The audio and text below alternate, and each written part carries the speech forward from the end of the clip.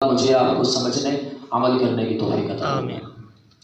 دیکھیں رجب کا مبارک مہینہ چل رہا ہے اور اس رجب میں اس کی 27 تاریخ کو جیسا کہ مشہور ہے اور بعض روایات سے بھی ثابت ہے، آقا علیہ الصلاۃ والسلام کو معراج کرائی گئی۔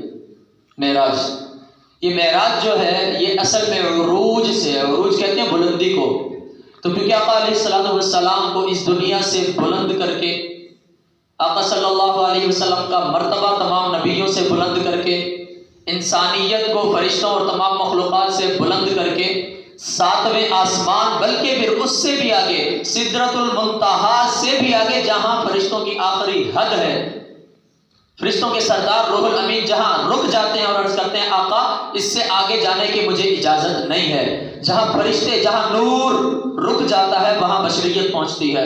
علامہ اقبال نے کہا تھا میں مسجود ملائک ہوں مجھے انسان رہنے دو۔ تو یہ آقا صلی اللہ علیہ وسلم کو کیونکہ تمام عالم، تمام کائنات سے بلند کر کے عروج سے نوازا گیا تھا اور اللہ تعالیٰ سے ملاقات کا شرف بخشا گیا تھا، اس لیے اس عروج کے سفر کو معراج کا نام دیا جاتا ہے۔ بلندی کا سفر، عروج کا سفر، انسانیت کی معراج، آقا صلی اللہ علیہ وسلم کا اللہ تعالیٰ کے روبرو ہونا، ثم دنا فتدلی فکان قاب قوسین او ادنی، یہ قرآن کریم بیان کرتا ہے اس ملاقات کو، اللہ اور اللہ کے حبیب کی ملاقات کو۔ تو اسی معراج کے حوالے سے آج میں چند باتیں مختصراً عرض کروں گا کیونکہ وقت قلیل ہوتا ہے۔ دیکھیں اس معراج سے مجھ جیسے طالب علم کو چند باتیں سمجھ میں آتی ہیں، مختصراً عرض کروں گا۔ سب سے جو پہلی چیز اس معراج سے، اس مبارک سفر سے سمجھ آتی ہے وہ یہ ہے کہ اللہ تعالیٰ کی قدرت، اللہ تعالیٰ کی طاقت کتنی ہے۔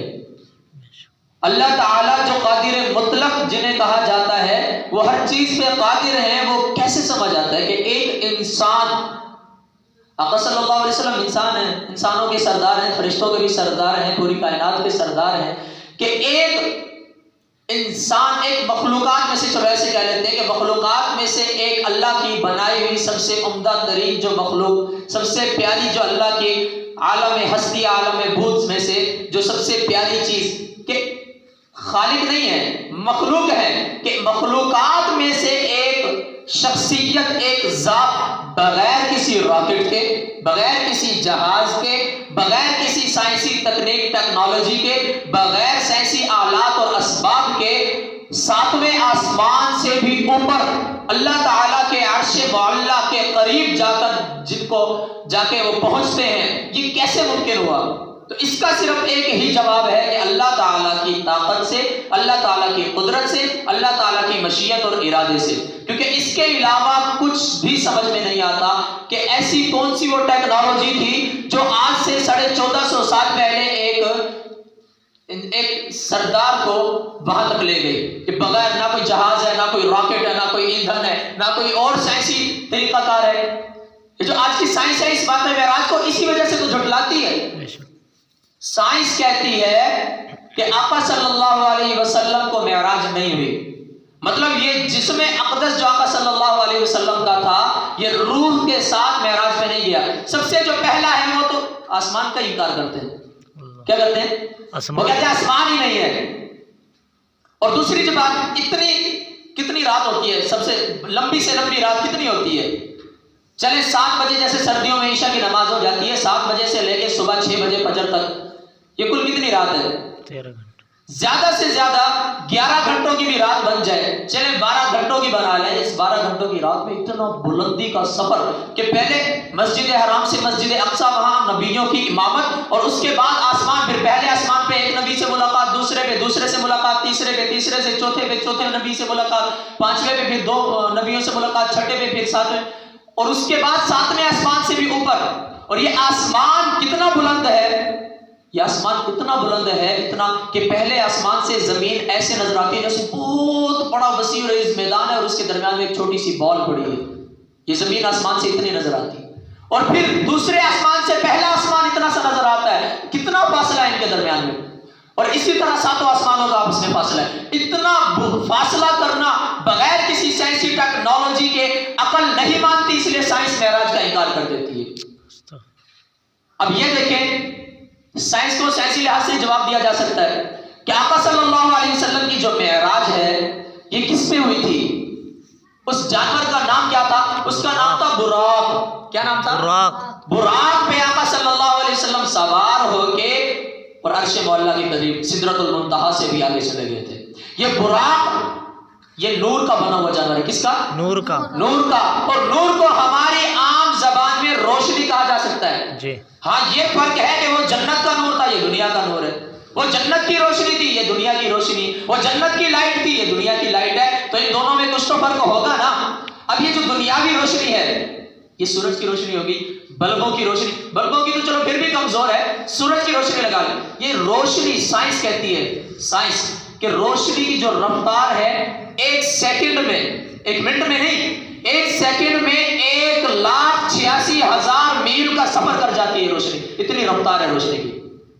کتنی رفتار ہے کہ ایک سیکنڈ میں، یعنی کہ ایک منٹ میں 60 سیکنڈ ہوتے ہیں. ایک منٹ کے 60 حصے کرو، ان میں سے ایک حصہ لو، اس ایک حصے میں یہ روشنی 1,86,000 میل کا سفر کرتی ہے. دنیا کی روشنی کی کتنی رفتار ہے، جنت کی روشنی کی کتنی رفتار ہے. سبحان اللہ. پہلی بات. اور دوسری بات، سائنس کہتی ہے آسمان ہے ہی نہیں تو آسمانوں کی سیر کیسی؟ تو یہ سائنس خود کہتی ہے کہ کچھ ستارے اس دنیا سے اتنی دور ہیں کہ آج تک جب سے یہ کائنات بنی ہے تب سے ان کی روشنی سفر میں ہے، آج تک زمین پہ نہیں پہنچی. آج تک زمین پہ نہیں پہنچی. جب ان ستاروں کا اتنا فاصلہ ہے کہ ایک سیکنڈ میں 1,86,000 میل کا سفر کرنے والی روشنی آج تک زمین تک نہیں پہنچ سکی، تو آسمان کتنا دور ہوگا؟ آسمان کتنا دور ہوگا؟ تو ان تمام عقلی گھوڑوں کو دوڑانے کے بعد جب سائنس تھک جاتی ہے تو پھر اللہ تعالیٰ کا قرآن بولتا ہے انما امرہ اذا اراد شیئا ان یقول لہ کن فیکون. کہ اللہ کی مشیت جب چاہتی ہے، جب کسی کام کا ارادہ کرنا چاہتی ہے تو محض ایک لفظ بولتی ہے کن، تو پوری کائنات وجود میں آ جاتی ہے. تو اس معراج سے جو سب سے پہلی چیز سمجھ آتی ہے وہ اللہ تعالیٰ کا قادر مطلق ہونا سمجھ آتا ہے. اللہ تعالیٰ کی ہر چیز پہ قدرت سمجھ آتی ہے کہ جہاں تمہاری عقل جواب دے جائے وہاں سے اللہ کی مشیت شروع ہوتی ہے.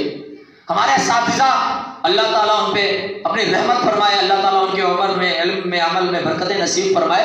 وہ بڑی آسان سی مثال دیا کرتے تھے. وہ کہتے تھے بیٹا اللہ تعالیٰ کی جو قدرت ہے یہ تمہارے دماغ میں آنے والی نہیں ہے. اور اس کی مثال ایسے سمجھو، ایک سونار کے پاس جو ترازو ہوتا ہے، ترازو دیکھتے ہیں آپ جی، اتنی سی تکڑی ہوتی ہے، اتنی سی، جس میں وہ سونا تولتا ہے. اب سونار کے پاس جو ترازو ہے اس میں آپ 5 کلو 10 کلو کا بھٹا رکھنا چاہیں، ترازو بچے گا نہیں. وہ ترازو اس 5-10 کلو کے بھٹے کے وزن کو برداشت کر سکتا ہے نہیں. اتنی طاقت ہے اس میں نہیں، اتنی برداشت ہے نہیں ہے. یہ انسانی دماغ یہ وہی تکڑی ہے چھوٹی سی، اور اللہ کی قدرت یہ 5-10 کلو کا بھٹا نہیں، 1 من سے بھی زیادہ کلو کا بھٹا ہے. یہ اس انسانی دماغ میں آنے والی چیز نہیں ہے. جب انسان کو بتایا جاتا ہے کہ سلیمان علیہ السلام کا تخت ہوا میں اڑا کرتا تھا بغیر ایندھن کے، بغیر پیٹرول کے، بغیر گیس کے، تو انسانی عقل کہتی ہے کیسے؟ تو اللہ کا امر بولتا ہے کن فیکون، کن فیکون. اذا اراد شیئا، جب اللہ ارادہ کر لے تو پھر اسباب کا محتاج نہیں رہتا. اللہ تعالیٰ تو سب پیپل اسباب ہے، اسباب کو پیدا کرنے والا ہے، اس کو اسباب کی کیا محتاجی. تو یہ جو معراج ہے اس سے سب سے پہلی چیز کیا سمجھ آتی ہے؟ اللہ کی قدرت. کیا سمجھ آتی ہے؟ اللہ کی قدرت. آپ میرے ساتھ بولیں گے کیا سمجھ آتی ہے؟ اللہ کی قدرت. میں چیخ رہا ہوں، تھوڑا سا آپ کو بھی بولنا پڑے گا، تبھی انشاءاللہ میں اپنی بات صحیح طریقے سے سمجھا بھی سکوں گا اور آپ کو انشاءاللہ صحیح سمجھ بھی آئے گی، ورنہ مجھے ایسے لگے گا دیواروں سے باتیں کر رہا ہوں. تو اسے معراج سے سب سے پہلی چیز کیا سمجھ آتی ہے؟ اللہ کی قدرت. اللہ کی قدرت سمجھ آتی ہے. اور دوسری جو چیز سمجھ آتی ہے، دیکھیں جو معراج ہے صرف آقا صلی اللہ علیہ وسلم کو نہیں کرائی گئی. یہ جتنے بھی انبیاء اس دنیا میں تشریف لائے اللہ نے سب کو معراج کرائی تھی. اللہ نے سب کو. اور بعض کا ذکر قرآن میں بھی ہے، بعض کا ذکر قرآن میں بھی نہیں ہے. حضرت موسیٰ علیہ السلام کو معراج کرائی گئی. انی انا ربک فاخلع علیک انک بالوادی المقدس طویٰ. کوہ طور میں بلا کے اللہ نے اپنی تجلی حضرت موسیٰ کو دکھائی تھی. حضرت موسیٰ کی وہی معراج تھی. حضرت موسیٰ کی وہی معراج تھی. حضرت موسیٰ نے عرض کیا تھا باری تعالیٰ آپ کو دیکھنا چاہتا ہوں. اللہ نے کہا تیرے بس کی بات نہیں ہے. کہا نہیں باری تعالیٰ دکھائیں تو صحیح. اللہ نے فرمایا لن ترانی، ہرگز نہیں دیکھ سکتا مجھے. کہا باری تعالیٰ دکھائیں تو صحیح. اللہ نے کہا اچھا میں ایک تھوڑی سی تجلی ڈالتا ہوں اس پہاڑ پہ، اگر اس پہاڑ نے میری تجلی کو برداشت کر لیا تو تو بھی کر لے گا، وگرنہ تیرے بس کی بات نہیں. پہاڑ پہ تجلی ڈالی، پہاڑ ہی جل گیا، پورا پہاڑ جل گیا ایک ہلکی سی تجلی سے. تو یہ حضرت موسیٰ کی معراج طور پہ تھی. حضرت ابراہیم علیہ السلام کو بھی معراج کرائی گئی. قرآن میں ذکر ہے وَكَذَلِكَ نُرِي إِبْرَاهِيمَ مَلَكُوتَ السَّمَاوَاتِ وَالْأَرْضِ. حضرت ابراہیم کو آسمان اور زمین کے عجائبات دکھائے گئے تھے. تو اللہ کے تمام نبیوں کو ان کے مرتبے، ان کے درجے اور ان کے مقام اور ان کے فضیلت کے اعتبار سے معراج کرائی گئی. لیکن پھر جب باری آئی آقا صلی اللہ علیہ وسلم کی تو آقا کا مرتبہ بھی کیونکہ تمام انبیاء سے زیادہ ہے، آقا کے معجزات بھی تمام انبیاء سے زیادہ طاقتور ہیں، تو آقا کی معراج بھی تمام انبیاء سے زیادہ طاقتور ہے. بے شک آقا کی معراج بھی تمام انبیاء سے. حضرت موسیٰ نے تو خواہش کی تھی نا باری تعالیٰ آپ کو دیکھنا چاہتا ہوں. اللہ نے کہا نہیں دیکھ سکتا. لیکن جب آقا کی باری ہوئی تو اللہ نے خود پھر دیکھنے کے لیے بلایا. اور پھر درمیان میں کوئی پردے نہیں رہے، درمیان میں کوئی حجاب نہیں رہا. اللہ نے یہ نہیں کہا کہ پہاڑ پہ تجلی ڈالوں گا پہلے اس کو دیکھ، اگر وہ برداشت ہو جائے تب پورا زیارت کراؤں گا. نہیں، فَكَانَ قَابَ قَوْسَيْنِ أَوْ أَدْنَىٰ. اتنے قریب ہو گئے کہ آمنے سامنے بالکل روبرو ہو کے گفتگو ہوئی ہے. دوسری جو اس معراج سے بات سمجھ آتی ہے وہ آقا کا مقام، آقا کی شان، آقا کی رفعت، آقا کی بلندی اور آقا کا تمام نبیوں سے برتر و بالا اور اعلیٰ ہونا سمجھ میں آتا ہے. تمام انبیاء کو معراج کرائی گئی لیکن آقا جیسی نہیں. تمام انبیاء کو عجائبات دنیا دکھائے گئے، آقا جیسے نہیں. تمام انبیاء کو اللہ نے کسی نہ کسی درجے میں اپنی زیارت کرائی، اپنی تجلی سے نوازا. آقا جیسا نہیں کہ آمنے سامنے بٹھا لیا ہو. تو اس سے دوسری بات معراج جیسے جو سمجھ آتی ہے وہ آقا صلی اللہ علیہ وسلم کا مقام اور تمام انبیاء بلکہ تمام کائنات میں سب سے بالا ہونا سمجھ میں آتا ہے، سب سے بڑی شان والا ہونا سمجھ میں آتا ہے، عرفہ و اعلیٰ ہونا سمجھ میں آتا ہے. پہلی چیز اللہ کی قدرت، دوسری چیز آقا کا مقام، آقا کی رفعت اور آقا کی بلندی. اور اس معراج سے مجھ جیسے طالب علم کو ایک تیسری چیز بھی سمجھ میں آتی ہے.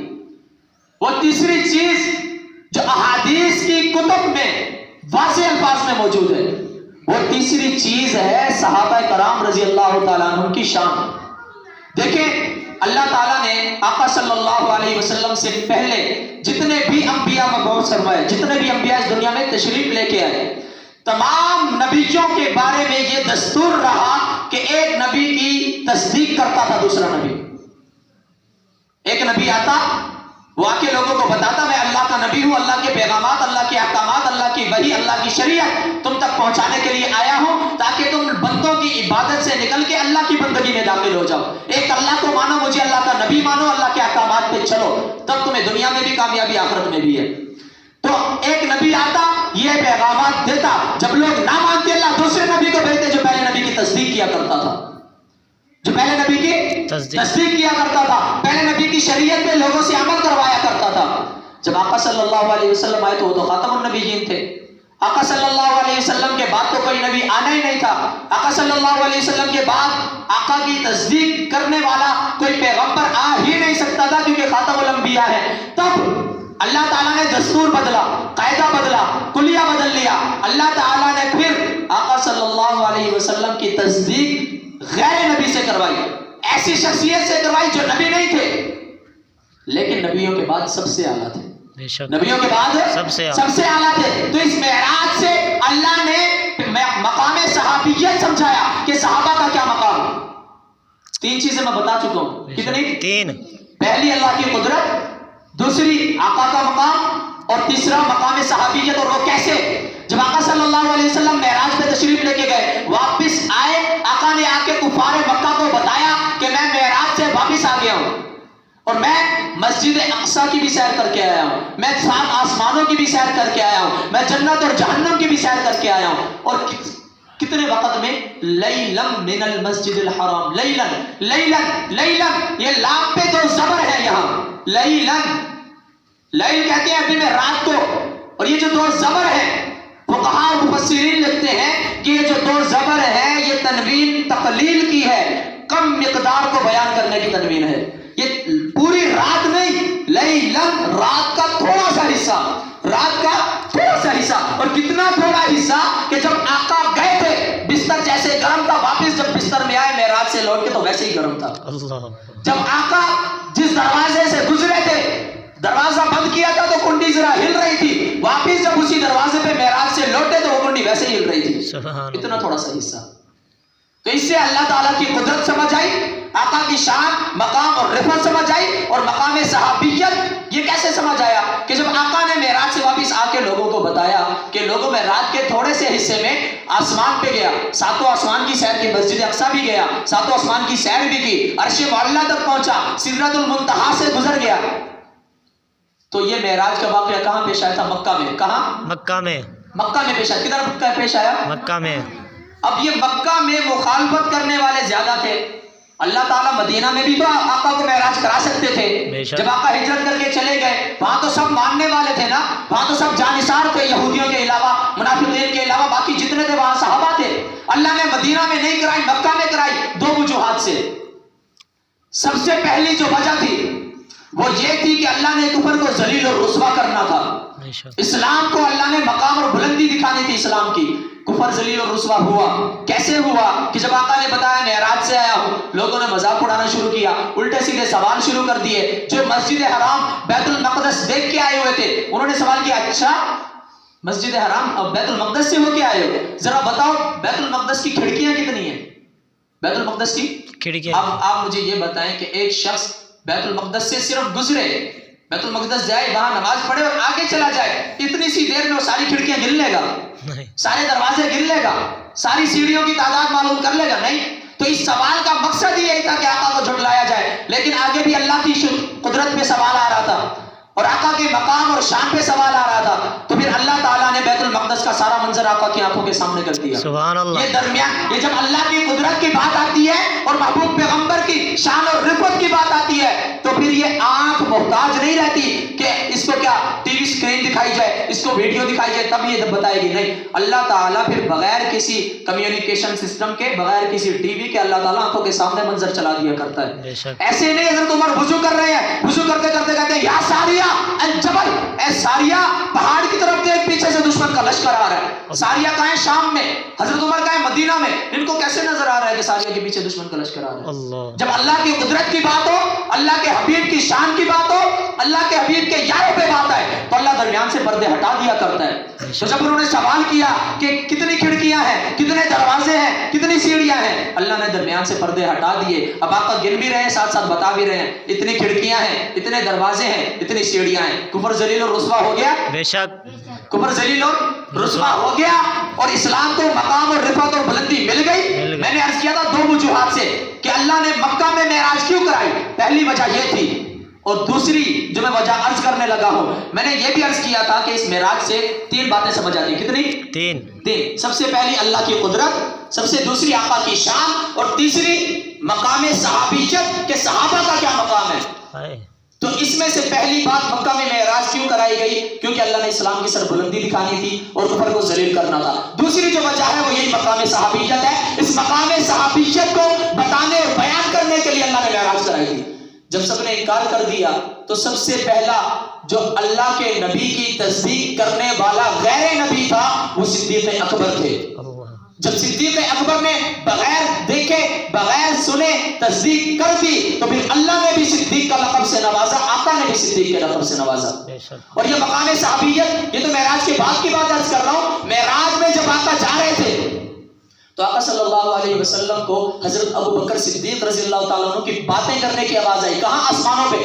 کہاں؟ آسمانوں پہ. کدھر آواز آئی؟ آسمانوں پہ. آسمانوں پہ آواز آئی کہ صدیق اکبر باتیں کر رہے ہیں. جبرائیل سے پوچھا، اے جبرائیل صدیق مجھ سے پہلے پہنچے ہوئے؟ صدیق مجھ سے پہلے پہنچ گئے.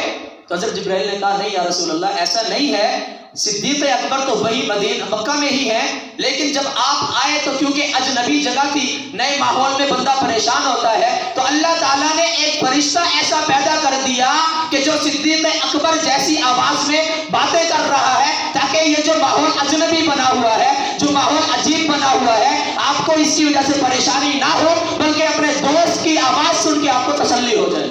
اسی لیے اللہ نے صدیق کی آواز بھی یہاں پیدا کر دی ہے.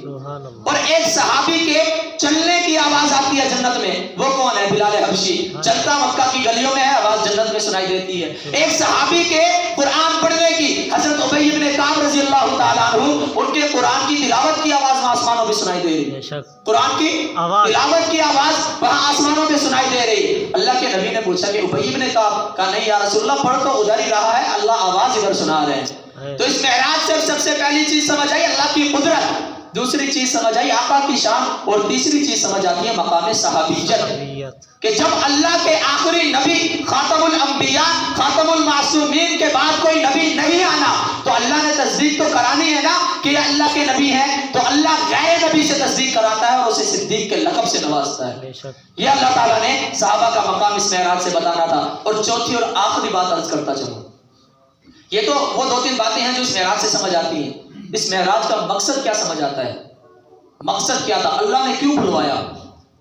ہم جب اپنے کسی دوست کو بلاتے ہیں تو ہم اسے کہتے ہیں کہ یار آپ کے لیے میں نے فلاں اتنا قیمتی تحفہ رکھا ہوا ہے، وہ تحفہ اگر آپ خود آؤ گے تب دوں گا، ایسے نہیں دوں گا. جو بہت زیادہ قیمتی چیز ہو آ کے لے کے جانا پڑتا ہے. ہم اپنے دوست کو یہی بلائیں گے تب اس کے حوالے وہ چیز کریں گے. اور اللہ تعالیٰ نے جب آقا کو بلایا تو سب سے قیمتی تحفہ کیا دیا تھا پتہ ہے آپ کو؟ نماز.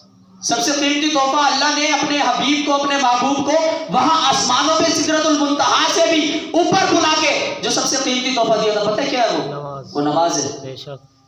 سمجھ یہ آتا ہے کہ اللہ نے جیسے اپنے حبیب کو معراج کرائی تھی، اسی طرح اللہ تعالیٰ ہر مسلمان کو معراج کرانا چاہتا ہے. اور ہر مسلمان کی معراج کیا ہے؟ وہ نماز ہے. بے شک. الصلاۃ معراج المؤمن، نماز مومن کی معراج ہے. یہ سب سے قیمتی تحفہ ہے. جب آپ نماز پڑھ رہے ہیں یہ نہ سمجھے کہ آپ یہ مسجد بلال ہے، اس کا کچا پکا فرش ہے، اس کی صفیں پھٹی ہوئی ہیں، یہاں کھڑ کے آپ بس سجدے و رکوع کر کے جا رہے ہیں. آپ یہ سمجھیں کہ آپ معراج کے سفر پہ ہیں. کہاں ہیں؟ معراج کے سفر پہ ہے. جو سب سے قیمتی چیز ہو، سب سے قیمتی شخصیت کو دی جا رہی ہو، سب سے قیمتی جگہ پہ دی جا رہی ہو، اور سب سے اعلیٰ اور اشرف ذات عطا کر رہی ہو، تو اس چیز کی اہمیت کا آپ خود اندازہ لگا سکتے ہیں. تو نماز کتنی اہم ہے. آقا صلی اللہ علیہ وسلم آخری لمحات میں جب آقا کی وصال کا وقت آ گیا، آخری گھڑیاں تھی، آخری گھڑیوں میں بھی آقا کی زبان پہ جو الفاظ جاری تھے ان کو مفسرین لکھتے ہیں، محدثین لکھتے ہیں الصلاۃ الصلاۃ الصلاۃ. لوگوں نماز کا خیال کرنا، نماز کا خیال رکھنا، نماز کا خیال رکھنا، یہ سب سے اہم ترین چیز ہے جو اللہ نے معراج میں حضور کو بلا کے دی تھی. یہ چار باتیں اس معراج سے مجھ جیسے طالب علم کو سمجھ آتی ہیں. اللہ کی شان اور قدرت، آقا کا مقام اور مرتبہ، مقام صحابیت، اور نماز کی اہمیت. باری تعالیٰ ان معروضات پہ ان کو سمجھ کے عمل کرنے کی توفیق عطا فرمائے، اور 5 وقت کی نماز مسجد میں باجماعت تکبیر اولیٰ کے ساتھ سب مسلمانوں کو پڑھنے کی توفیق عطا فرمائے.